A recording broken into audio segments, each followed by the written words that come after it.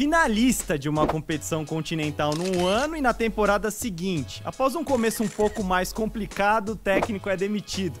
Parece que eu tô falando de um time brasileiro, mas no caso o assunto aqui é o Esperance. Maior campeão tunisiano com 34 títulos do Campeonato Nacional e que tá no grupo do Flamengo na Copa do Mundo de Clubes. Na temporada 23-24, o Esperance fez final de Champions Africana. Acabou derrotado pelo Al Ahly do Egito.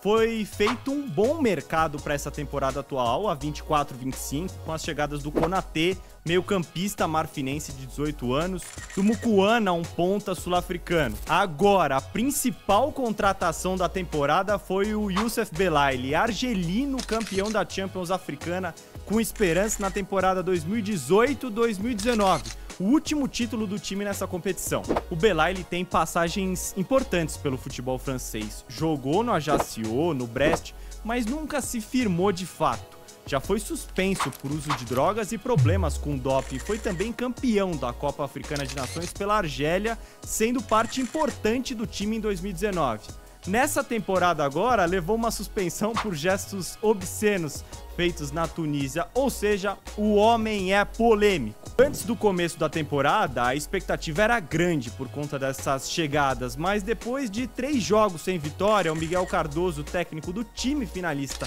da Champions na temporada anterior, acabou demitido em outubro. Para o lugar dele, foi contratado o Laurentino Hegekamp. Se você acompanha o Campeonato Saudita na tela do Band Sports, o Hegekamp foi técnico do Altay na temporada 23-24. No Esperance, ele durou pouco tempo. Foi contratado em novembro de 24 e demitido em março deste ano, no momento em que o Monastir tinha igualado o número de pontos do Esperance, na liderança do campeonato tunisiano. Só que aí tem um detalhe. Faltavam menos de 2 semanas para o confronto diante do Mamelodi Sundowns, nas quartas da Champions Africana. O Esperance escolheu o Maher Kanzari, treinador tunisiano, para comandar o time. E agora vem uma curiosidade, o Esperance acabou eliminado pelo Mamelodi Sundowns, que tem quem como técnico? O Miguel Cardoso, aquele demitido pelo Esperance no começo da temporada. O Miguel Cardoso é passado na vida do Esperance, então agora eu vou te contar de fato como se comporta o time do Maher Kanzari. Mas antes, se inscreve no canal, deixa um like, um comentário. Ativa aí o sininho para receber mais conteúdos como esse e de quebra. Ainda me segue nas redes sociais, @leogens_ no Instagram e no TikTok.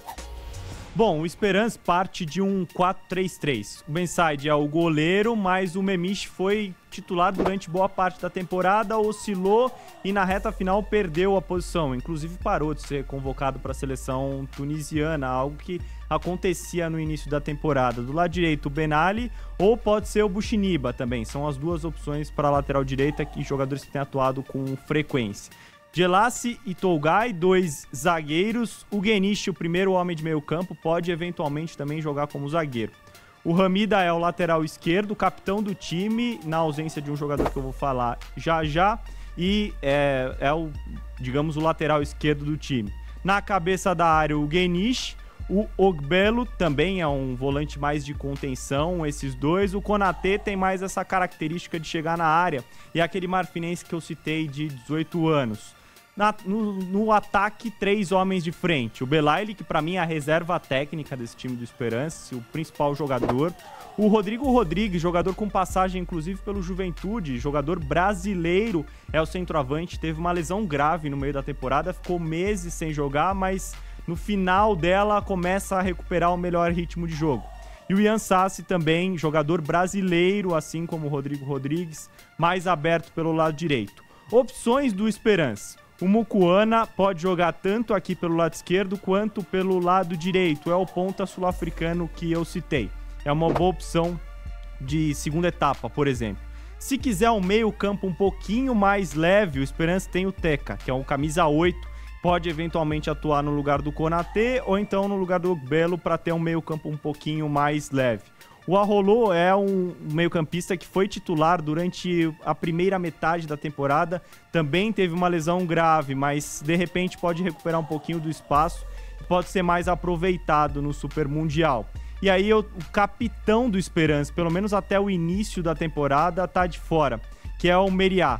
Recentemente ele voltou a treinar com bola, então pode ser aproveitado de repente no Mundial. É assim que se comporta o Esperance, um time que não tem muito apreço pela posse da bola, não. Vai entregar a posse aos adversários, principalmente na fase de grupos da Copa do Mundo de Clubes, quando estará diante de times mais qualificados do que ele. Se a gente for olhar para o jogo contra o Mamelodi Sundowns, o Esperance entregou a posse, teve menos de 20% de posse de bola durante boa parte do jogo. E para finalizar, eu tenho um convite para você. Toda sexta-feira, durante a Copa do Mundo de Clubes, eu e o Rodrigo Bittar estaremos com o Tour da Bola na tela do Band Esportes na TV. É um programa especialmente dedicado para análises táticas. Consulte os horários da programação do Band Esportes e não perca!